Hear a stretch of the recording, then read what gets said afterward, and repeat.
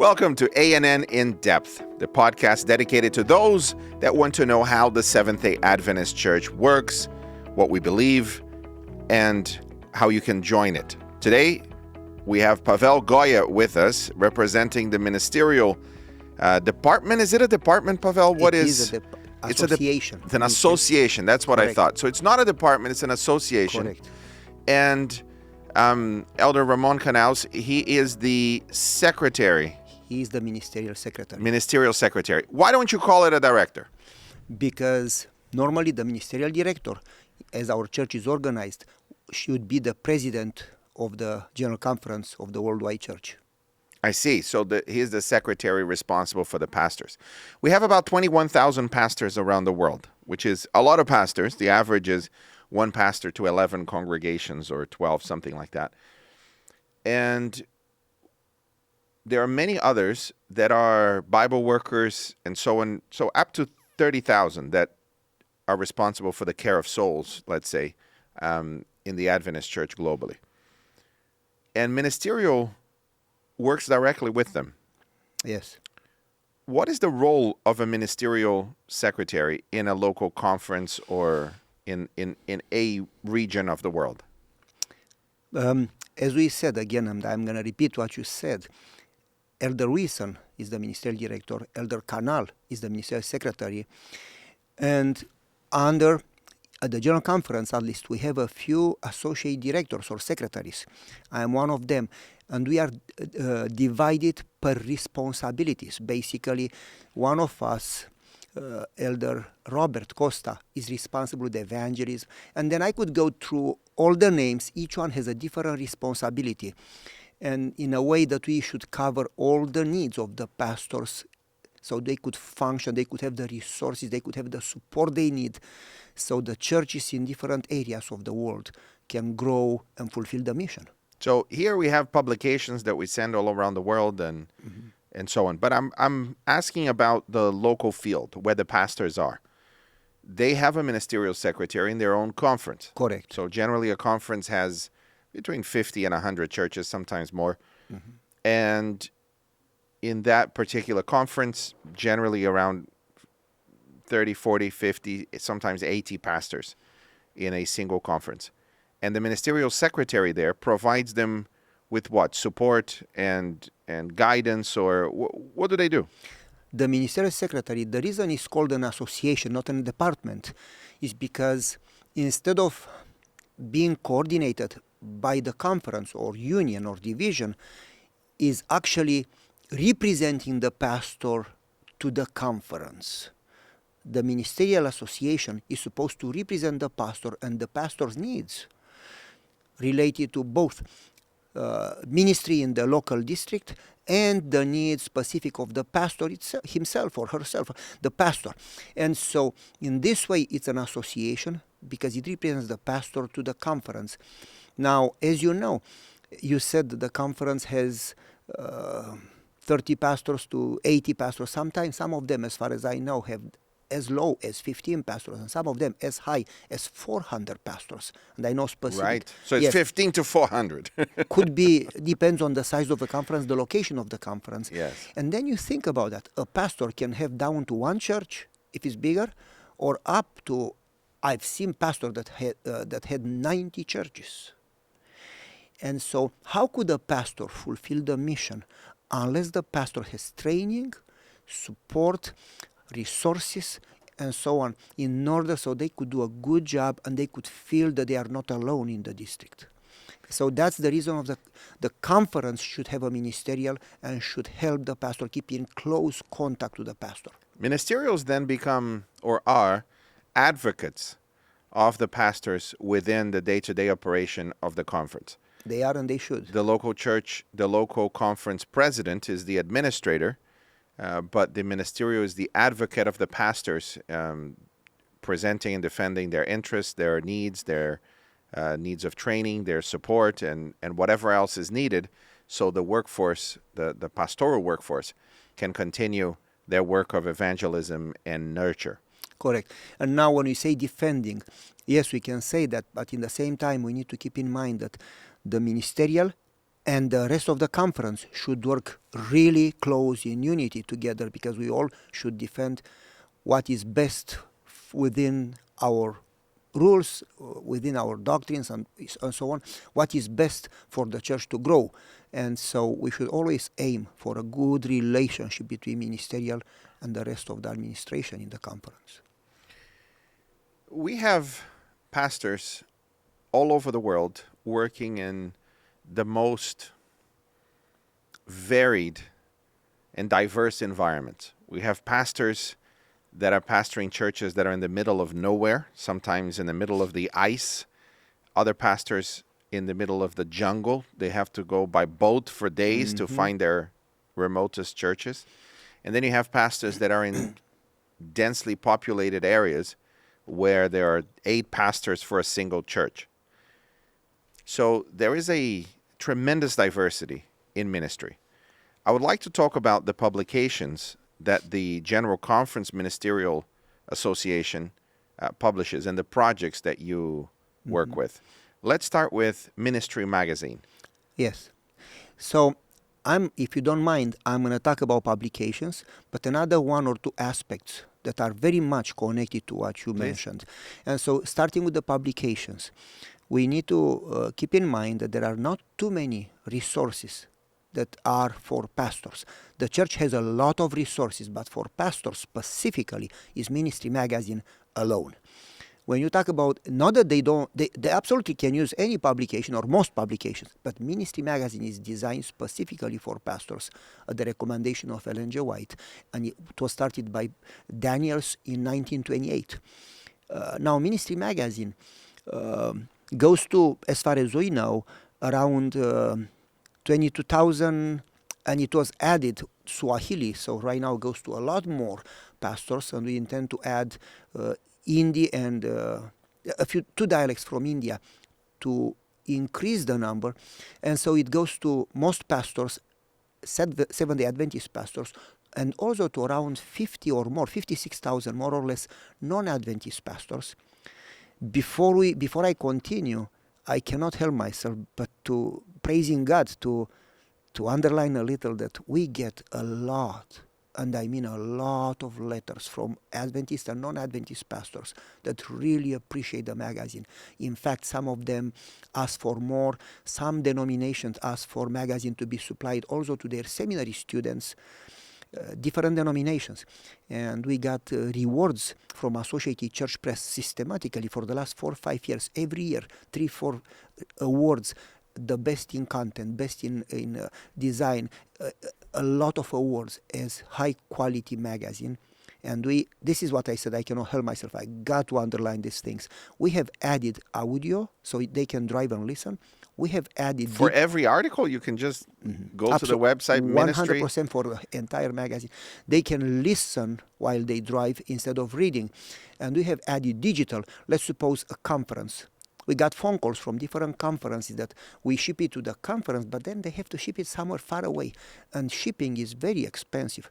So they said, can you send us digital so we save some money with shipping? We don't have the money. We have digital and it's cheaper. And they have access to digital or print or both. Plus, we have added integrated research. That means that if they go on our page, they can put any subject they wish, any absolutely subject, and it's going to give them anything that was written in ministry since 1928 to date related to that subject. Basically, it helps a lot with the pastor's research and study. And I could go in more. So if they meet if they are in a visit or they have a family struggling with teenage depression, let's say, they can go to Ministry Magazine and search for those key terms and then read some articles written for pastors like them. And then he or she can read it and figure out how they can help that family. And we have this situation. People call us, do you have any articles on 3 angels message? We got phone call on demon possession, how to deal with it. And we said, just type the words. And they called us back and they said, it's amazing. And I want to mention, and I will not mention more because we want to praise God and we want to move to your questions, but I want to mention that we have aimed for the best authors, for the best quality of content articles in a way that is not boring. They are good articles. And we did research, we did survey with the pastors. We did it only in the North American division. And we are extremely impressed, because while other publications have sometimes, and I don't want to refer to anyone specific, but a low percentage of being read, we have about 34, 37, sometimes 40%. And they say they don't read the whole magazine. They choose the subject that they need, that they are dealing with. And so very high percentage of pastors who actually read it. And so we praise God for that. Indeed we do. Now if sorry. there are other pastors that are listening to this who are not Adventist pastors, they can also have access to it. Absolutely. But the question that I'm sure people have is, how much does it cost to have access to it? Very good question. For the Seventh-day Adventist pastors, and the John Fieser, who is the financial manager, has the numbers and everything. You cannot know all these details. That's the reason we have people with communication, with finances, so on. But as far as I know, it's $30 per subscription per pastor that is Adventist. It's $25 if it's digital, and that's for a year. It's pretty good. And it is $0 for the non-Adventist pastors, no cost. And how much is it to go to the website and search? Do you need to create an account? Do you need to pay the $25? How does that work? They, as far as I know, and I need to ask my communication manager, if you have a subscription, you have access to all of them up to date. If you don't have a subscription, you have access after they are several months old. I see. Okay. So you don't get the latest, but it goes back to 1929, so you get most of that period. I think it is a few months, yes. Okay, good. Then the other publications, to go to your question. I want to explore a little bit the publications for the pastoral spouses. Exactly. We move there. So the pastoral spouses, we have Stronger Together. And that's very good quality. As far as I know, I could be wrong because I'm in ministry with Ministry Magazine, but it doesn't go monthly. It goes every 3 months, but it's high quality. It's a little bigger, more articles, and very strongly oriented for the spouses and the pastor family, the children and so on, for the whole family, to provide support for the pastor family. Excellent. And in a local church, the elders, we call them elders, and if people are not familiar with it, you mentioned, Elder Wilson, Elder Ramon Canals, and elder. So this is, I've seen it in a few countries, America is one of them, that you have, out of deference and respect for people at the General Conference, they're called elders. We refer to them as elder, this and that. But every local church has a group of elders that are part of the pastoral team responsible for the care of souls within that community. So visitation and prayer and the pastoral care, really. And they have a ministerial here at the General Conference has a publication for them, right? For these local church leaders. Tell me about that. Yes. How would a pastor do quality job in a local church or district unless he has the support, the understanding, the same vision, the unity of the leaders of the church? So then we talk about elders and deacons. So when we talk about elders, they are the local leaders that know the church, that live there, that have been there. Pastors come and go, but elders are the people who live there. And so only as they work together, as they train, empower, enable, involve the local leaders, they can really get the whole church, because those leaders have influence over the church. They are elected by the church. And so Elders Digest refers specifically to the elders and the deacons, providing resources, support, information, training, and so on for them, so they know what to do and how to do it, and to help the pastor and to help the church. Now, when we talk about elders, we need to realize there are pastors who have 4, 5, 10, 15, 20 churches. How could they even go there unless they have the local elders actually do the job? And so it is absolutely vital to realize that without elders, the church would not be able to fulfill the mission and to take care of the local needs. And so it's very important to provide resources for them. The general Protestant church manages everything locally. So the local church pastor is responsible for the resourcing of their members, for training the elders, for training the deacons, for training all of the different departments, the children's ministries and the family ministries, and etc. In the Adventist Church, there is an entire support structure, and this magazine for the elders is part of that support structure, where the pastor does not need to invest time and planning in resourcing his or her elders with theological training in that sense, because the magazine helps with that in thinking through some church activities and also the knowledge that the elder needs. So we have this incredible support system with publications and training and so on from the local conference, the union, the division, and in this case, the general conference that has these publications. Mm-hmm. I want to add a few things that people don't know. Not only the ministry magazine, the Stronger Together for Spouses and Family, and Elders Digest, that is for elders and deacons, but we have book signs, or however you call them, in bookmarks. And we have cards that on the back of the card have a QR code. And we have many of them related to different subjects like revival, our church growth, training, and so on. And for all of them, for pastors, for spouses, for elders, for deacons, and as soon as they scan the code, it gives them access to the resources of the General Conference. So they can actually go into a specific thing like prayer or church growth or evangelism or whatever subject, and they can take that card, scan the code, and get into the revival page.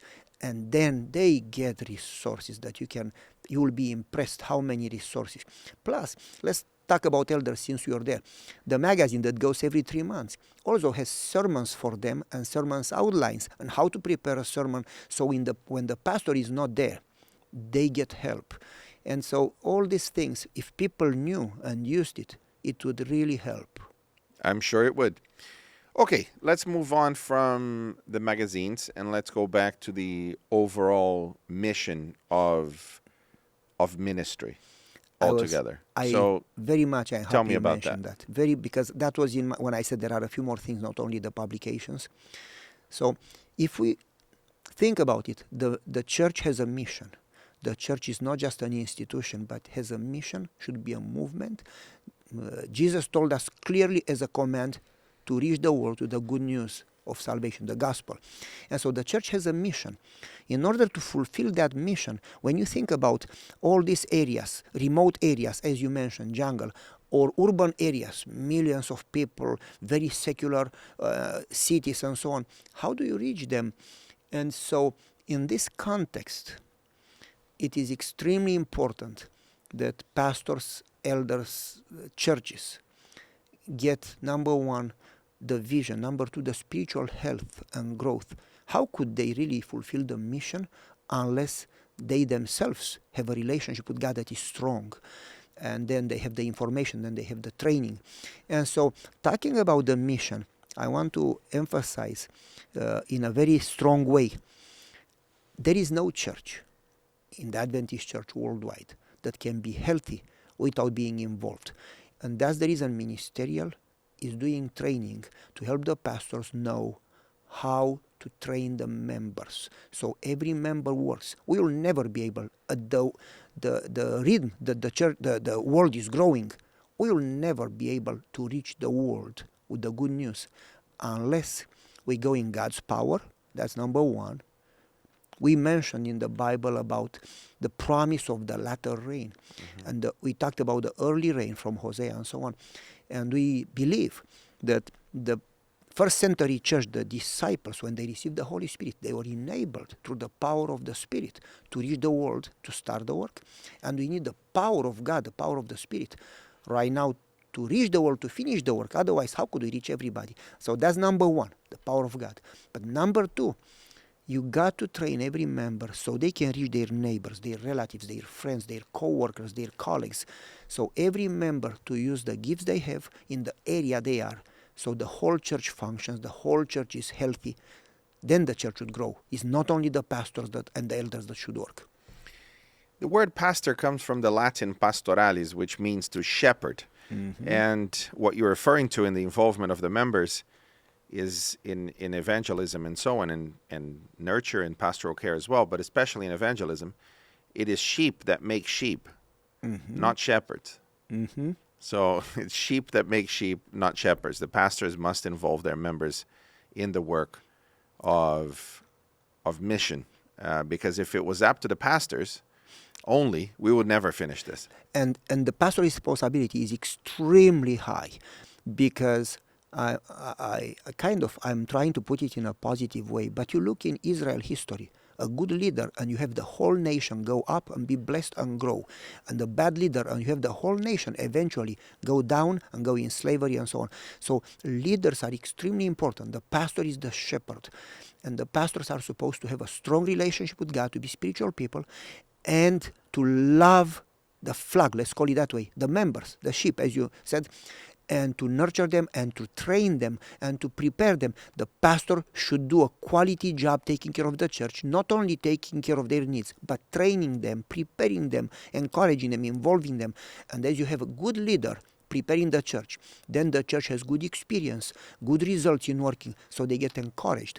And as they see how God is blessing, they get momentum and more people want to join. And so, good leader, good church, you have a growing church. Everything rises and falls on leadership. Pastor Pavel Goia, thank you for joining us at ANN In Depth. My privilege. And thank you for listening to this. If you are watching it on YouTube, you can go ahead and ask a question. We'll send it to Pastor Pavel Goia, and maybe he will even answer you there. Otherwise, our team will answer you. So feel free to write that on YouTube. If you're listening on any other platform, make sure you subscribe to the podcast and come back next week. And we will have Pastor Pavel Goia again, and we'll be talking about theology.